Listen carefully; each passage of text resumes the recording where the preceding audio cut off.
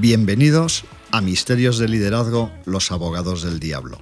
El podcast que desmonta mitos, astracanadas y tonterías sobre el liderazgo. Presentado por Juan Carlos Cubeiro y Jaime Guibelalde. Saludos misteriosos a los amantes del liderazgo. Misteriosos saludos, Jaime, ¿cómo estás? Sí, señor, ahí le hemos hecho un girito. Muy bien. Girito.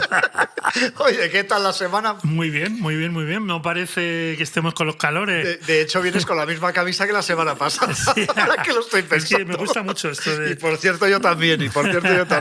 Bueno, oye, ¿de qué vamos a hablar hoy, Juan Carlos? Del descanso, ¿no? Merecido. Pues mira, pues vamos a hablar de una cosa que yo creo que va muy bien con la época estival. Sí. Que tiene que ver con el descanso de los líderes y cómo impacta Pensaba eso. que era Sergio y Estíbaliz.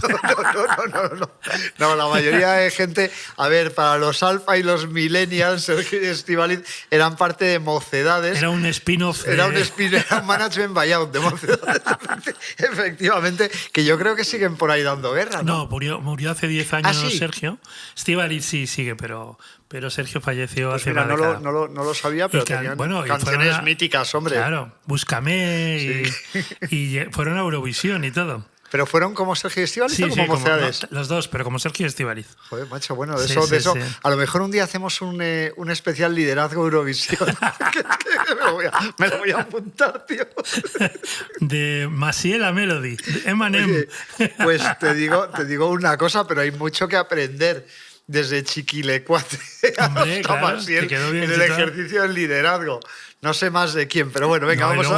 ABBA, por supuesto. Vamos a avanzar, Juan Carlos, que nos enrocamos. Que nos pilla el toro. Bueno, entonces hemos quedado en que vamos a hablar de liderazgo y descanso. Sí, ¿te parece? Me parece perfecto porque además yo sé que tú de esto has escrito un rato. O sea, cómo funciona el cerebro cuando descansa, cuando no descansa y el impacto que generamos en los demás. Bueno, ya sabes, el gran economista clásico David Ricardo, hablaba de la teoría de los rendimientos decrecientes. Lo ponía que en la Tierra, si tú intentas poner semillas, cultivar, cosechar, cada vez la tierra se agota y por eso, lógicamente, tiene que estar en barbecho un tiempo, ¿no?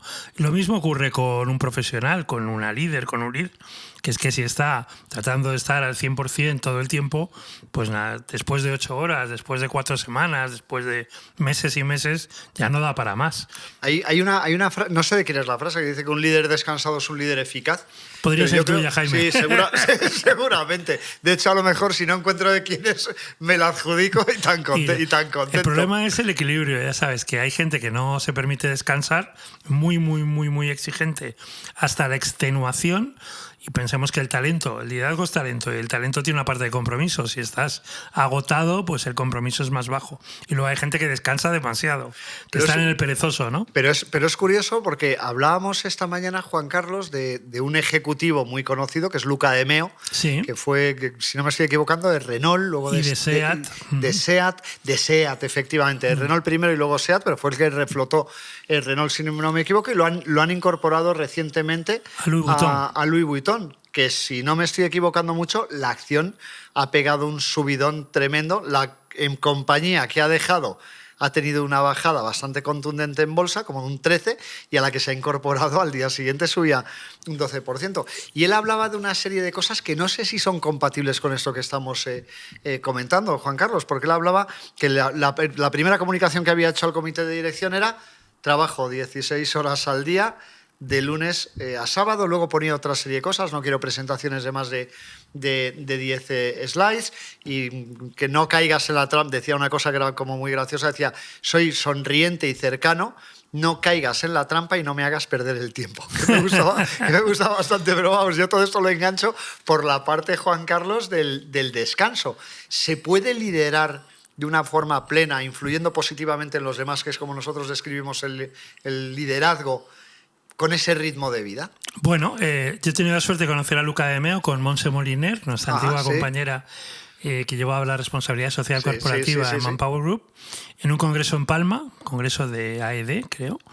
Y es un genio, entre otras cosas, de la reputación, de poner la compañía en la que está en una altísima reputación, y así lo hizo en SEAT. Bueno, es un señor que su obligación es generar valor para el accionista, con lo cual, bueno, pues eso tiene mucho que ver.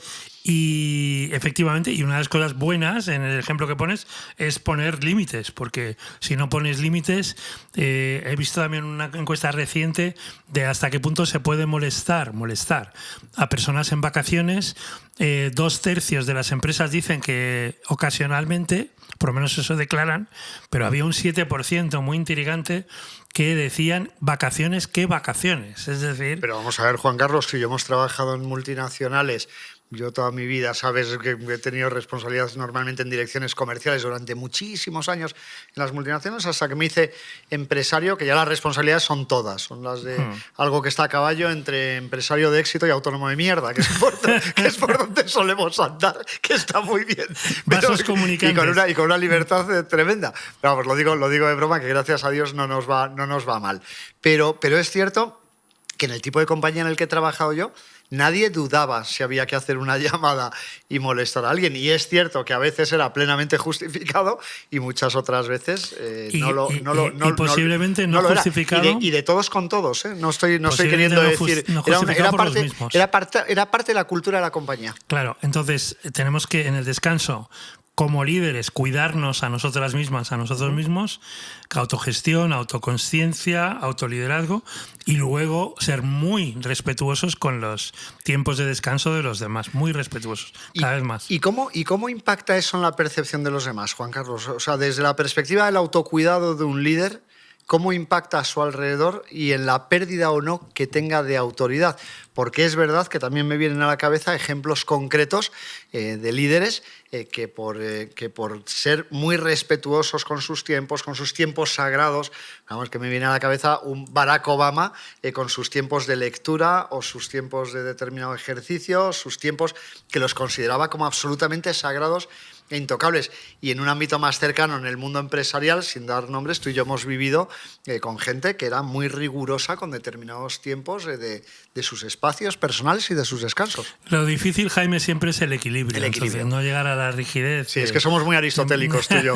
Sí, lo del punto medio está la virtud de Aristóteles, ¿no? Exactamente, el mesotés. Entonces, ni ser demasiado rígido, ni ser demasiado espontáneo, ni ser en la cercanía, y volvemos a lo que decía Luca de Meo, que te haga perder el tiempo, es decir, que de generoso pases a pródigo, ni dejar de ser valiente por eso. Es decir, como al final eso es muy dinámico, con lo cual lo que tienes es que ser consciente y decir, me estoy pasando un puntito hacia un lado, un puntito hacia el otro. Yo creo que eso está muy relacionado también con la hiperconectividad que tenemos, Juan Carlos, que es verdad que al final vivimos en un mundo en donde hay una serie de elementos en los mundos corporativos. Uno de ellos tiene mucho que ver con la ansiedad. Cuando alguien escribe un correo, le ha dado el clic al send y ya ha decidido que esa mierda que va por las redes acaba de formar parte del universo del receptor y que seguro que ya lo ha leído. Sí, es curioso como el correo electrónico... Pero son cosas que se nos han quedado estructuras en la cabeza y es difícil moverlas, ¿eh? Bueno, el correo electrónico ha quedado efectivamente, Jaime, como una forma de evacuación. Es decir, evacúas el problema y ya te lo has dejado. ¡Qué horror! Te lo has dejado. Y cuando nos estamos moderando en las palabrotas, pero estamos siendo imaginativos para decir cosas muy asquerosas. Sí, exactamente, un poco. Pero bueno, entonces volvemos a lo mismo, autoconsciencia, es decir, necesito descansar. Tú y yo hemos insistido mucho en coaching, por ejemplo, que el descanso es tan importante como la actividad, porque si no, no puedes retomar. Hemos tenido, vamos a hablar de buenos ejemplos, en empresas multinacionales, por ejemplo, que la última semana de agosto era de reentré, de llegada a nivel comité de dirección o a nivel todo el conjunto de la compañía, de manera que estábamos ritualizando. Un poco gradual, sí. Claro, ese decir, bueno, llegamos con una parte que puede ser lúdica, que puede ser de comida, pero ya son reuniones estratégicas, ya estamos, con lo cual hemos vuelto y, porque verdaderamente de cara al descanso, la temporada empieza en agosto-septiembre y acaba en junio-julio. Es así. Absolutamente. Hay dos libros, yo creo, Juan Carlos, los dos libros que más he recomendado, y eso lo digo completamente en serio, en el ejercicio de coaching ejecutivo a directores generales, siempre hay dos libros que tengo muy, muy presentes. Bueno, hay un tercero, si me encuentro a un director general un poco introvertido. Pero hay dos que siempre recomiendo, que son Los 7 hábitos de Covey. No confundir con Kobe, el de las Olimpiadas, que es el por ello creo ni hablaba, nunca tuvo voz el bicho Aunque ese. tuvo serie de dibujos animados, creo. Sí, no me acuerdo. Valentina. Pues fíjate que no me acuerdo de Naranjito con otros amigos, yo creo que eran frutas también. Sí, Citronio. Citronio. Coño, parece una marca de coche de las chinas, tío. O sea, bueno, pues hay 2 libros que son Los 7 hábitos de la gente altamente efectiva, de Stephen Covey, y hay otro que es Liderazgo Brain Friendly, que tú sabes perfectamente, que es de un tal Juan Carlos Cubeiro, y ahí yo creo que se describe... Silvia Damiano. Y Silvia Damiano, perdón, y la doctora Damiano, que es una de las mayores expertas en neuroliderazgo del planeta. Del planeta. Ahí hay 2 cosas que marcan muy claramente cómo influye, pero yo hablo científicamente, el descanso en la gestión de alguien que tiene que liderar. Cuéntanos. Bueno, Stephen Covey, la tesis doctoral, que la convierte en un libro muy entretenido, muy... Pues 30, más de 30 años después, el año 92, el año precisamente del otro Covey. Del otro Covey. Pues habla de afilar el hacha o afilar la sierra, o es decir... no dejar nunca afilar la sierra, era uno de los 7 hábitos. Pensando que él era de Utah, y entonces ahí es más pues el tema de la sierra, pero bueno, nos valdría que al final tienes que reciclarte y tienes que descansar para volver a ser tu mejor versión, ¿no? Que ese es el... renacer, ¿no? Renacer como el ave fénix. Y luego la doctora Silvia Damiano, que había hecho un documental, Make Me a Leader, de 70 horas, y que de alguna manera comprimimos en 9 hábitos buenos para el cerebro. Muy recomendable. Muchas gracias. 9 hábitos que empiezan por activar el propósito, acaban por estar con gente tónica y no tóxica, por aprender continuamente. Pues mira, me has dado una idea, vamos a hacer un podcast de líder vitamina. Ah, muy bien, vitamina. Como dice nuestra amiga Marian Rojas. Sí, efectivamente. Sí, no acaba de ser lo mismo tónico que vitamina, pero eso lo dejamos para la siguiente, para el podcast, que seguro que les interesará mucho a nuestra audiencia, a nuestros espectadores. Bueno, pero volviendo al tema Covey y el tema Silvia Damiano, cada uno en los 90, he tenido la suerte también de estar en Utah, en el Covey Center, y dar una conferencia allí. Y entonces ambos insisten en que el cerebro funciona con picos y valles, no funciona lineal. ¿Sí? La linealidad sería un mito, sería una ingenuidad, ¿no? Y entonces volvemos a los mitos, esta mitomanía de estoy siempre permanentemente ocupado, trabajo eso 14, 18, 20 horas, no duermo. Pues eso al final no trae nada bueno. Pero coincidirás conmigo, Juan Carlos, en que en nuestra generación eso vendía. Ah, sí.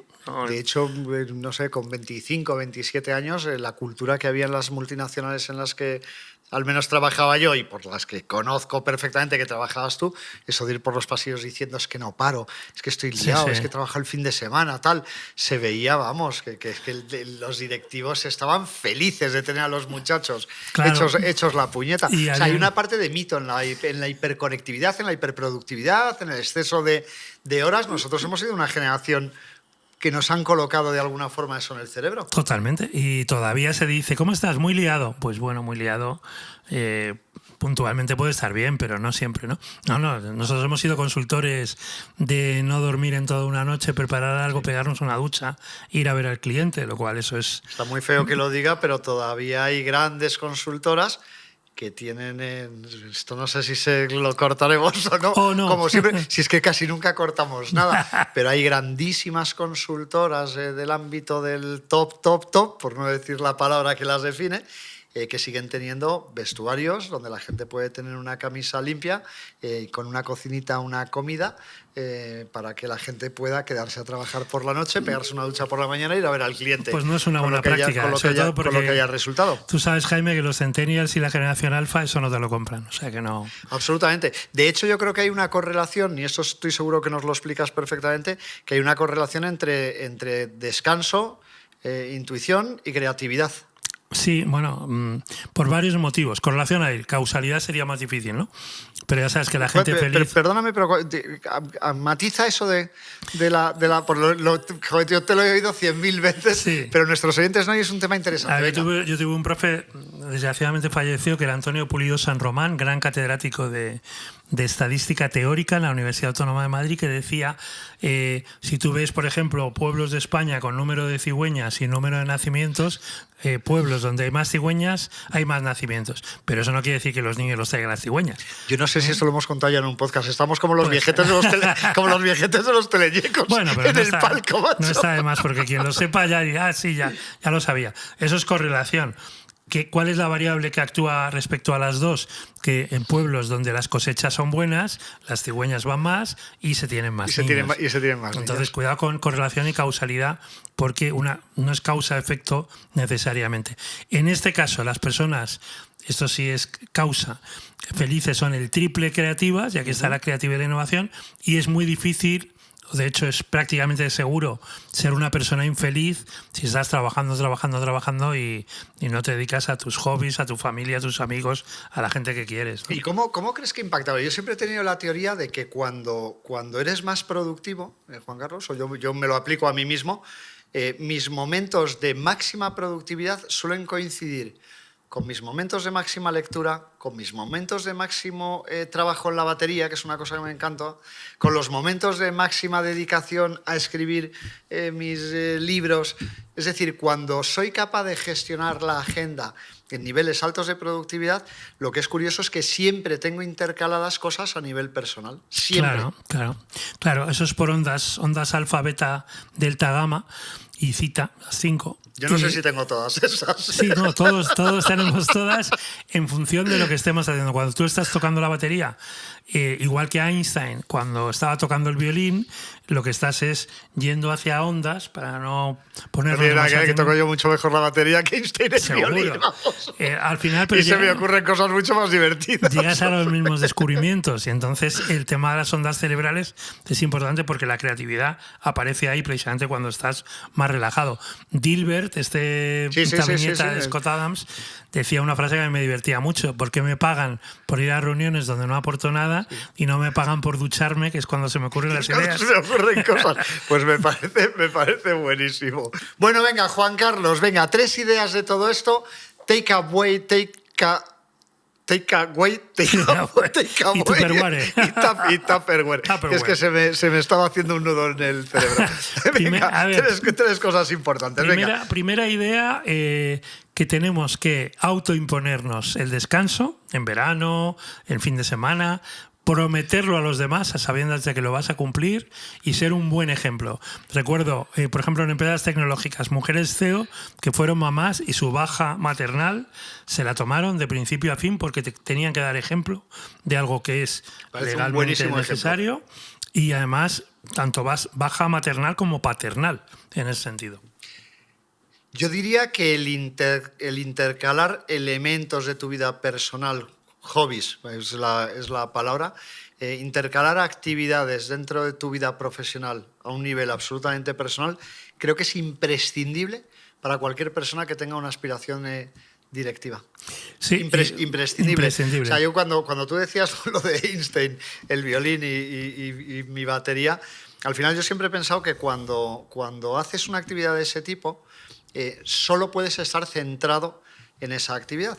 Y eso genera un determinado tipo de descanso al cerebro, porque te abstrae de absolutamente todo lo demás, de problemas de trabajo, etcétera. Tú si tocas la batería y no llevas 50 años tocando la batería, solo puedes centrarte en eso. Requiere un ejercicio de concentración y eso de alguna forma limpia el cerebro. No sé cuál es el proceso científico, que estoy seguro. Tú me pones cara que sí, chaval, que esto te digo yo. No, esto es así. Esto es umbral de conciencia, que es muy importante. Y por eso los coaches, tú y yo lo hacemos seguro, siempre preguntamos en primera sesión qué aficiones tienes y te dicen, no, ya no tengo tiempo. No, tengo que tener tiempo a la batería. Tienes el mismo tiempo que cualquier otro. Exactamente. Eso es por definición. Venga, hay una tercera, Juan Carlos. Y la tercera, el dolce far niente, el no hacer nada, es muy bueno en el descanso.